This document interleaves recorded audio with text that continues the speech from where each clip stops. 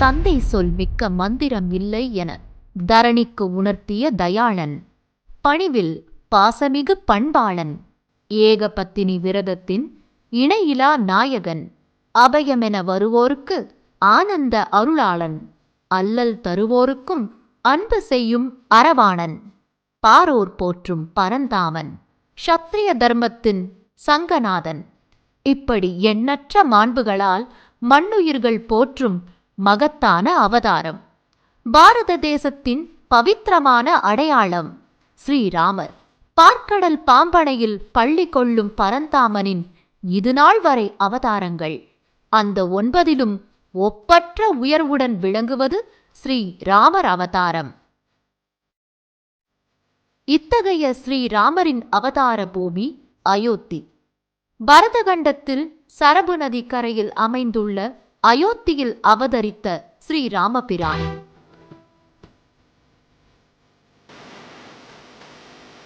தாயும் தாய் மண்ணும் தான் பிறந்த இடமும் ஒருவருக்கு ஸ்வர்க்கத்தை விட உயர்வானது என்பது ராமபிரானின் வாக்கு. இதனை மனதில் கொண்டே அயோத்தி மாநகரம் உண்மையில் சொர்க்கபுரியாக அலங்கரிக்கப்பட்டிருந்தது. ராமரின் பட்டாபிஷேகம் கலியுகத்திலும் நடைபெறுகிறதோ என்று வியக்கும் வண்ணம் தோரணங்களால் வீதிகள் அனைத்தும் துலங்கியிருந்தன. வண்ண வண்ண விளக்கொளியோ விண்மீன்கள் சரம் சரமாக வடிவமைக்கப்பட்டது போல் அமைந்திருந்தது. கண்களை மட்டுமல்ல, உள்ளத்தையும் கொள்ளை கொண்டது. பாரத தேசத்தின் எல்லைகளை தன் வரலாற்றால் ஒருங்கிணைத்தவன் ராமபிரான். பிறவிகள் போதாது அவன் தன் பெருமைகளை பட்டியலிட.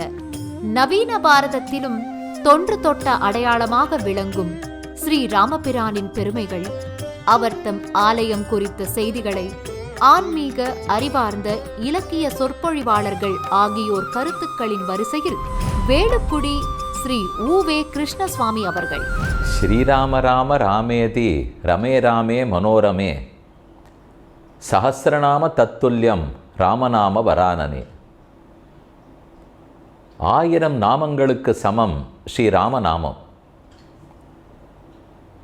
அயோத்தியில் ஸ்ரீராமருக்கு திருக்கோயில், பூமி பூஜை நடந்து வெகு விரைவில் பெருத்த கோயில் ஒன்று வர இருக்கிறது.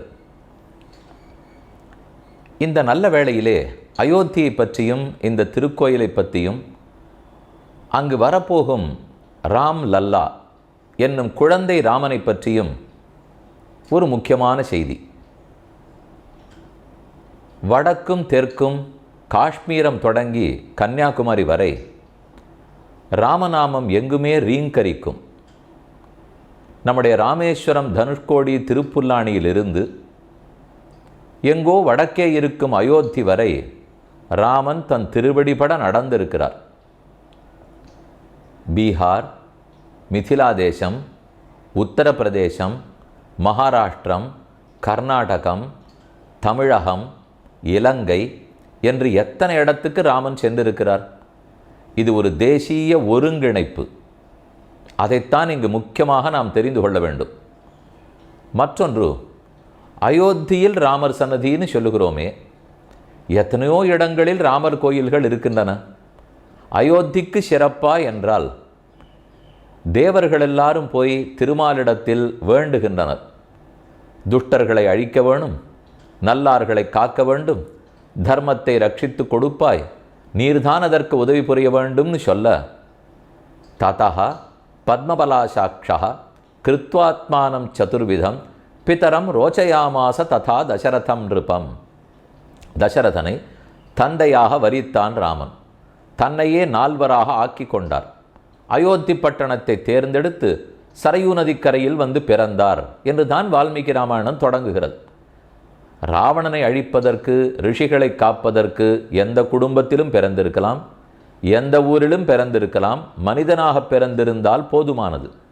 ஆனால் ஏன் அயோத்தியை தேர்ந்தெடுக்க வேண்டும்? அதுதான் ராமனுடைய பிரியத்தை, ராமனுடைய அன்பை பெற்ற இடம். அது ஏன் அப்படி பெற்ற இடம்? ராமனுக்கு தெரியும், திருமாலுக்கு தெரியும். அபராஜிதா அயோத்தியா என்று வைகுந்தத்துக்கே பெயர். கிருதயுகத்தினுடைய தொடக்கத்திலேயே வைகுந்தத்திலிருந்து அதனுடைய அம்சமாகவே அயோத்தி பட்டணம் ஸ்தாபிக்கப்பட்டது. அப்பனால் எவ்வளவு பழமையானது, ராமனால் விரும்பப்பட்டது, அவரே வந்து பிறந்தது. வடக்கே எல்லாம் இடத்துக்கு, பூமிக்கும், புண்ணிய நதிக்கும் சிறப்பு. நாம் நம்முடைய கோவில்களெல்லாம் ரொம்ப விமரிசையான உற்சவங்கள், பல்லக்குகள், விமானங்கள், வாகனங்கள், பிரசாத வகைகள், வாத்திய கச்சேரிகள், பெருங்கூட்டம், இத்தனையும் நமக்கு பழக்கம். ஆனால் வடக்கே சென்றால் பிரம்மோற்சவம், பல வாகனங்கள், புஷ்பம், புஷ்பாங்கி, சாஸ்திரநாம அர்ச்சனை, இப்படியெல்லாம் பெரியதாக ஒன்றும் பார்க்க முடியாது.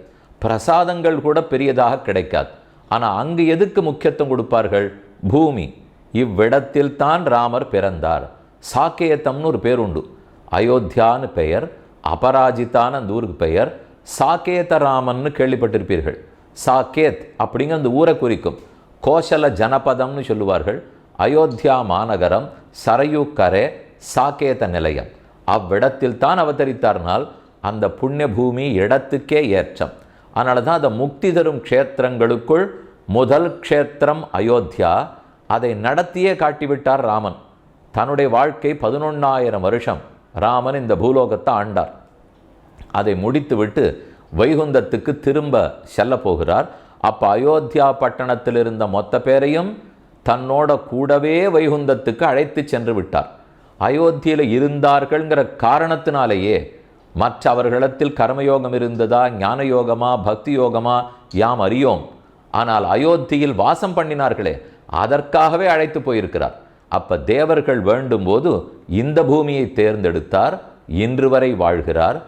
அதே இடத்தில் வாழ்ந்தவர்கள் அத்தனை பேரையும் முக்திக்கு அழைத்து சென்றார். சரையூ நதி கரையில் விருப்பப்பட்டு தேர்ந்தெடுத்தார். வைகுந்தத்தின் பகுதியாக இருக்கிறது. இத்தனை பெருமகள் இருக்கவே அயோத்தியில் ராமருக்கு கோவில் அப்படிங்கிறது சிறப்பு. இன்னும் ஹனுமாரை இன்னைக்கு நாம் தரிசிக்க வேண்டுமானால் அயோத்தி பட்டணத்திலே எழுந்துருள் இருக்கிறார். ஹனுமான் கத்திங்கிற இடத்தில், உயரமான இடத்திலே ஹனுமாரும் இருக்கிறார். அங்கு அகண்ட ராமநாம ஜபம் பல கோயில்களிலும் நடக்கும். இப்போ இந்த கோவில் புனருத்தாரணம் பண்ணப்பட்டு எப்பவோ 500 ஆண்டுகளுக்கு முன்னாடி இருந்த கோவில்.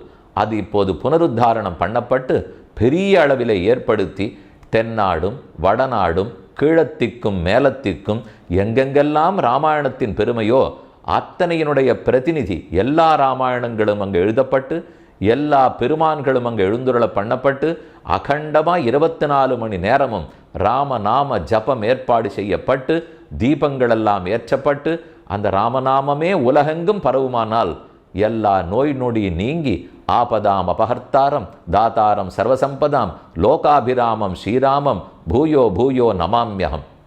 அந்த ராமநாமம் எல்லா குடும்பத்தாருக்கும், எல்லா நாடுகளுக்கும், எல்லா விதமானவர்களுக்கும் நன்மையே கொடுக்கட்டும், மங்களத்தையே கொடுக்கும்.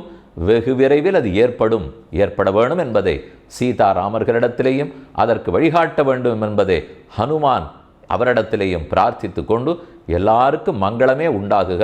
அயோத்தியை நோக்கி எல்லாரும் ஒரு நாள் போய் நிதானமாக சேவித்து சீதாராமரின் அருள் பெறுவோம்னு கேட்டுக்கொள்கிறேன்.